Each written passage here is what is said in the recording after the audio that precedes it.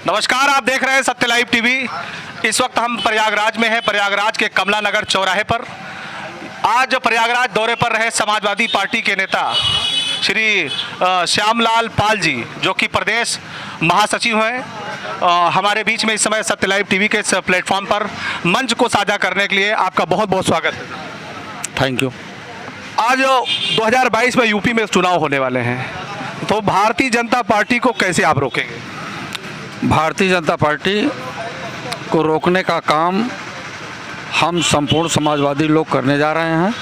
भारतीय संविधान के आधार पर समाजवाद के नारे के साथ, चूँकि इस देश के किसानों, नौजवानों, महिलाओं, अल्पसंख्यकों की तरक्की की बात भारतीय संविधान में दिया गया है। भारतीय जनता पार्टी सबसे ज़्यादा गंदा और घिनौना काम किया है इस देश के किसानों के साथ। किसानों के कृषि बिल के लिए संघर्षरत रहे 1.5 साल से किसान, 700 किसान अपनी जान गंवा बैठे। और साथ ही साथ लखीमपुर खीरी जनपद में किसान जब आंदोलनरत थे तो भारतीय जनता पार्टी के मंत्री का बेटा किसानों के ऊपर गाड़ियों को चढ़ा देता है और कुचल देता है। तो ऐसी स्थिति में ये झूठ बोलने वाली सरकार है। किसान बिल को लेकर के वो कि हमने वापस ले लिया है, वो किसानों के साथ सौतेला व्यवहार कर रही है, क्योंकि ये देश किसानों की जो सबसे बड़ी डिमांड थी कि कृषि बिल, तीनों कृषि बिल वापस करने की प्रधानमंत्री जी ने घोषणा भी कर दी। अब क्या बात की है? किसानों की सबसे बड़ी मांग स्वामीनाथन रिपोर्ट जो किसानों के हित में है, उसकी एमएसपी का पूरा मूल्य दिया जाए। जैसे 1800 रुपये में अगर किसान के धान का मूल्य है तो उसे 1800 रुपये में खरीदने की गारंटी दी जाए। किसान जब दुकानों पर ले जा रहा है, मंडी में ले जा रहा है बेचने के लिए, तो उसको एक परसेंटेज बता करके वापस कर दिया जा रहा है कि 18% तुम्हारे धान में चावल नहीं निकलेगा। मजबूर होकर के वो व्यापारियों के हाथ में औने पौने दाम में 1100 से 1200 रुपये में बेच दे रहा है। किसान की दुगनी आय कैसे कराएंगे? ये 1100 रुपये की खाद जो डीएपी है वो 1800 रुपये में बिक रही है, और निश्चित रूप से ये डीएपी के भाव ब्लैकिंग हुए हैं। आगे के दरवाजे से नहीं, पीछे के दरवाजे से उन खादों को बेच दिया गया है, और दर दर की ठोकरें जो है पूरे प्रदेश का किसान, और मुख्य रूप से मैं समझ रहा हूँ कि सोराव और बहरिया और फोरपुर के लोग जो है डीएपी खाद नहीं पाए, इनकी फसल आगे की अच्छी नहीं होगी। बीजेपी का नारा है सबका साथ सबका विकास, और इसी नारों के साथ वो एक बार फिर से कह रहे हैं कि हम 2022 में सत्ता में वापस आएंगे, 350 से ज़्यादा सीटें जीतेंगे। बीजेपी का यह नारा बिल्कुल खोखला है। सबका साथ सबके विकास की बात नहीं, केवल उसका काम है नफरत पैदा करना। इस देश के भारतीय संविधान के अनुसार जो भारतीय धर्मनिरपेक्ष राज्य है, उसके अनुसार देश के सभी वर्गों का विकास होना चाहिए। किसानों की भलाई की बात होनी चाहिए, नौजवानों को रोजी रोटी की बात होनी चाहिए, व्यापारियों को उत्थान की बात होनी चाहिए। 4,75,000 रोजगार भी दिए। भारतीय जनता पार्टी कहती है कि जो अब तक 70 सालों में नहीं हुआ उसको हमने पिछले 5-10 सालों में कर दिया। जैसे धारा 370 हटा दिया, ट्रिपल तलाक का मुद्दा बहुत बड़ा था, उसको कर दिया। अब तो सबका साथ सबका विकास, रोडों का जाल बिछाया है और पुलों का जो ब्रिज बनाया है, ये सब तो कार्य है। रोडों का चित्र तो मैं आपको लेकर के दिखा दूं कि ऐसी ऐसी जर्जर सड़कें हैं, ऐसे ऐसे पुल बनाए गए हैं। आपने शमशान की बात किया है, कब्रिस्तान की उन्होंने बात किया है। शमशान और कब्रिस्तान में इन्हीं के ठेकेदारों के द्वारा, इन्हीं के इंजीनियरों के द्वारा शमशान गिरा हिंदू के घाट पर, और वहाँ पर कई किसान जो है मौत के घाट पर उतर गए। बनारस में आप देखा कि वहाँ पर पुल ओवर ब्रिज का निर्माण हो रहा था, और ओवर ब्रिज का निर्माण नहीं हुआ कि उसके पहले ही जो है वहाँ पर मजदूर दम तोड़ गए, उनके ऊपर गिर गया। तो इसका खोखला नारा है, नफरत पैदा करने की बात है, किसी के विकास की नहीं, केवल अपने विकास की बात कर रही है। किसानों की दोगुनी आय के नाम पर ये किसानों के साथ कौन सा दुर्व्यवहार कर रहे हैं? देश का किसान स्वामीनाथन रिपोर्ट की मांग करता है, और समाजवादी पार्टी के राष्ट्रीय अध्यक्ष आदरणीय अखिलेश यादव भी स्वामीनाथन रिपोर्ट के आधार पर एमएसपी की जो कीमत है, चाहे गेहूं का मूल्य हो, चाहे गन्ने का मूल्य हो, चाहे धान का मूल्य हो, या किसी भी फसल का मूल्य हो, किसानों को एमएसपी के आधार पर उनको मूल्य मिलना चाहिए, तभी देश के किसान खुशहाल होंगे। पूर्वी उत्तर प्रदेश का किसान अब तक पूरे आंदोलन को देख लिया जाए, पश्चिमी उत्तर प्रदेश किसानों ने बढ़ चढ़कर हिस्सा लिया, उसमें 700 किसानों की जो आपने बताया कि जान गई। लेकिन पूर्वी उत्तर प्रदेश के किसानों का मुद्दा क्या आपका साथ मिल रहा है? किसानों का पुरजोर समर्थन मिल रहा है। पूर्वी किसान और पश्चिमी किसान अलग नहीं हैं। पूर्वांचल का किसान थोड़ा सा अपनी आय व्यय के बारे में कम निरीक्षण करता है, पश्चिम का किसान आय व्यय के बारे में ज़्यादा निरीक्षण करता है। उदाहरण के लिए जैसे वो किसी खेत में 10,000 की लागत लगाए तो 15,000 की वसूली करता है। पूर्वांचल का किसान ये समझता है कि अगर हमने 10,000 लगाया है तो धान पैदा हो गया खाने भर के लिए, गेहूँ पैदा हो गया खाने भर के लिए, लोग रोजी रोटी के लिए परेशान है। पूर्वांचल का किसान भी जो है पूरी तरह से एकदम सावधान हो गया है। ये लखीमपुर खीरी का मामला हल्का फुल्का मामला नहीं है।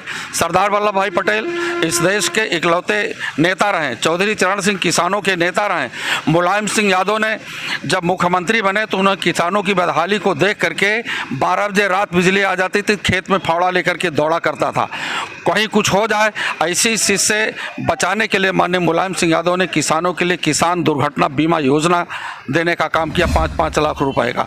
तो ये किसान हितैषी हैं, ये किसानों को भाला भोंक रही है। और बीजेपी तो भी किसानों को किसान सम्मान निधि दे रही, 2-2 हज़ार रुपये हर तिमाही में मिल रहा है। किसानों को सम्मान निधि नहीं दे रही है, किसानों के ऊपर भाला भोंक रही है। वो भाला क्या भोंक रही है? किसानों के ऊपर गाड़ियां और बुलडोजर चढ़वाया जा रहा है, किसानों को ऊपर भाले बोए गए। किसान पानी के लिए तड़पता रहा आंदोलनरत। जब उत्तर प्रदेश से और उधर से केजरीवाल, उत्तर प्रदेश से मुलायम सिंह यादव ने पानी के टैंकर को भेजना शुरू कर दिया तो बड़े बड़े भाले और कीले सड़कों पर ठोक दिए गए। किसान को पानी न मिल सके, वहीं पर मौत से मर जाए, ये उसकी मंशा है। और किसानों के लिए कोई न, ये बताइए आप पत्रकार हैं, सब जानते हैं 5 किलो का राशन, 3 किलो गेहूं और 2 किलो चावल दिया जा रहा है। और 3 किलो गेहूं 2 किलो चावल 1 महीने में मिल रहा है। और 5 किलो की कीमत आप कहीं पर बेच देंगे तो 75 रुपये होगा। और 75 रुपये में 1 लीटर पेट्रोल नहीं मिल पा रहा है कि वह कहीं रिश्तेदारी में न्योता हकारी करने के लिए लोग चले जाएं। भारतीय जनता पार्टी कर रही है, जब लोगों के ऊपर आपातकाल जिस तरह से कोरोना काल आया उसके बाद लोग कमाने के साधन नहीं थे, इसलिए हमने लोगों को फ्री में राशन दिया, फ्री में वैक्सीनेशन करवा रहे हैं। तो ये तो काम हुआ ही ना बीजेपी के द्वारा। 5 किलो राशन, एक व्यक्ति 5 किलो का ही राशन करेगा, 1 महीने में 5 किलो का ही राशन खाएगा। बीजेपी बिल्कुल पूरी तरह से कोरोना टाइम में पूरे देश के लोगों को रोजी रोटी से विमुख कर दिया है। उसने रोजी की बात नहीं, पकौड़ा की दुकान खोलने वाले को कहा कि हमने नौकरी दे दिया, चाय की दुकान खोलने वाले को नौकरी। 4,75,000 रोजगार देने का वो आप देखे होंगे। ये झूठा है, बिल्कुल झूठा है। कहीं पर कोई नौकरी नहीं मिली है। केवल पकौड़ा बेचने वाले को, अगर कोई गाड़ी निकालने के लिए, ट्रक निकालने के लिए गया तो कैलेंडर को भी और ड्राइवर को कह दिया कि हमने नौकरी दे दिया।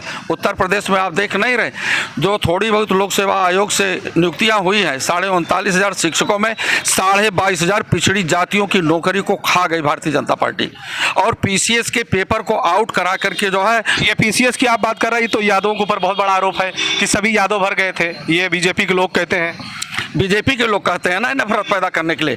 जिस समय उत्तर प्रदेश के मुख्यमंत्री आदरणीय अखिलेश यादव थे, 57 पीसीएस अधिकारी यादव हुआ था और 63 पीसीएस अधिकारी पटेल हुआ था। मौर्य समाज का 19 हुआ था, पाल समाज का 9 हुआ था, विश्वकर्मा समाज का 5 हुआ था, माइनॉरिटी के लोग 18 हुए थे। तो ये नफरत पैदा करने वाले लोग हैं। इन्होंने क्या किया है? अभी देखा बांदा विश्वविद्यालय में, यादों की बात करते हैं, बांदा विश्वविद्यालय में 14 एसोसिएट प्रोफेसर की नियुक्ति में केवल एक बिरादरी, ठाकुर बिरादरी का योगी अपने रिश्तेदारों नातेदारों को भर दिया। अब ये ठाकुर बिरादरी का कमीशन नहीं हो गया हायर एजुकेशन। पिछड़ों का हक मारा जा रहा है, दलितों का हक मारा जा रहा है। किसान बुरी तरह से परेशान है, उसके बच्चे पढ़ लिख नहीं पा रहे हैं। कोरोना की महामारी में दारू के ठेके खुले हुए हैं, वहाँ पर कोरोना का मर्ज नहीं आ रहा, लेकिन स्कूल और कॉलेज बंद हैं। अभी ये कहा जा रहा है बीजेपी के द्वारा कि जब आप बसपा के साथ मिलकर के चुनाव लड़े तब भाजपा को नहीं हरा पाए। अब तो आपके घर में खुद फूट पड़ी है, शिवपाल यादव के साथ अभी भी आप एक नहीं हो पाए हैं। आप प्रदेश की जनता को कैसे एक कर पाएंगे? हम सभी लोग एक हैं, न शिवपाल अलग है न तो आदरणीय अखिलेश यादव अलग है, सब एक हैं। एक तरीके से भारतीय जनता पार्टी को हटाने के लिए सभी पार्टियां एक साथ में हैं।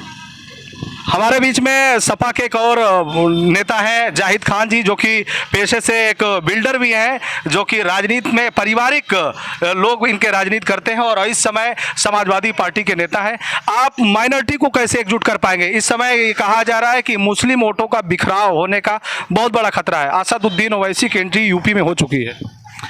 देखिए, मुस्लिम मतदाता पूरी तरीके से समाजवादी पार्टी के साथ में है। असदुद्दीन ओवैसी और भारतीय जनता पार्टी के लोग, जहां वो एक तरफ भगवा रंग की बात करते हैं, वो हरे रंग की बात करते हैं। इस देश का, इस प्रदेश का मुसलमान ये पूरी तरीके से जानता है कि इस प्रदेश की राजनीति जो है सामाजिक भाईचारा के साथ है और सामाजिक भाईचारा का विघटन करने वाले किसी भी राजनीतिक व्यक्ति के साथ वो नहीं जाएगा।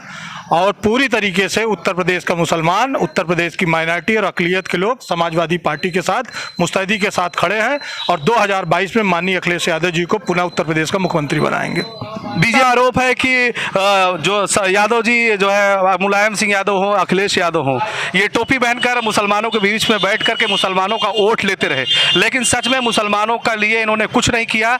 हम तो इस बार मुसलमानों के लिए मदरसों का आधुनिकीकरण भी हमने करवाया है। आप एक चीज़ जान लीजिए कि भारतीय जनता पार्टी सिर्फ धार्मिक भावनाओं के आधार पर इस प्रदेश को हिंदू और मुसलमान के नाम पे बांटना जानती है।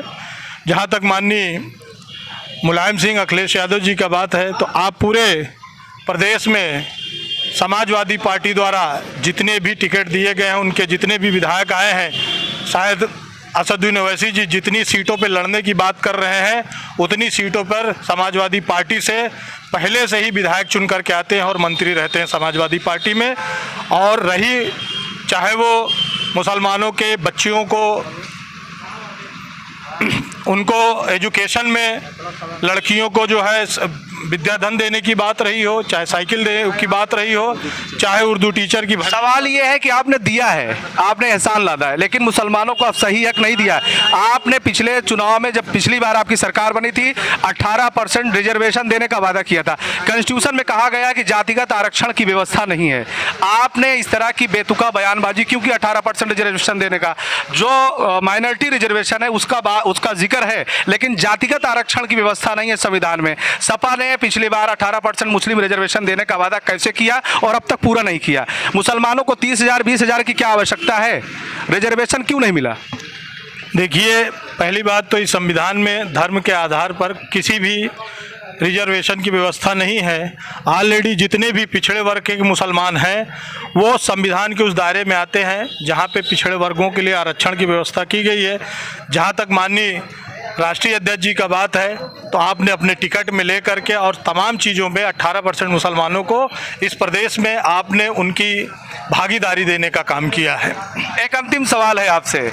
इस बार बीजेपी ने कहा कि हम प्रत्येक बूथ पर 100 मुस्लिम वोटों को जोड़ेंगे। भारतीय जनता पार्टी के लोग पहले इस प्रदेश में अक़लियत के लोगों का विश्वास तो जीत लें। जोड़ने की बात तो बहुत दूर की है। चाहे वो कासगंज का मामला रहा हो, उन्हीं के पुलिस के द्वारा एक मुस्लिम नौजवान की हत्या कर दी जाती है और कहा जाता है कि एक छोटे से पाइप से वो फांसी लगा करके मर गया। चाहे इसी देश में माँ बिलिंची का मामला रहा हो, जब इस देश के मुसलमानों की आप रक्षा नहीं कर सकते तो बूथ पे उनको जोड़ने का कैसे काम कर सकते हैं? चलिए, सत्य लाइव टीवी से बात करने के लिए आप दोनों मेहमानों का, नेताओं का बहुत बहुत शुक्रिया। हमारे साथ में आप देख सकते हैं समाजवादी पार्टी के प्रदेश महासचिव श्यामलाल पाल जी हैं और जाहिद खान समाजवादी पार्टी के नेता हैं। इस समय दोनों नेता हमारे साथ बिल्कुल बेबाकी से अपनी बात रखें। सत्य लाइव टीवी से बात करने के लिए आपका बहुत बहुत शुक्रिया। Thank you. धन्यवाद। बहुत बहुत शुक्रिया।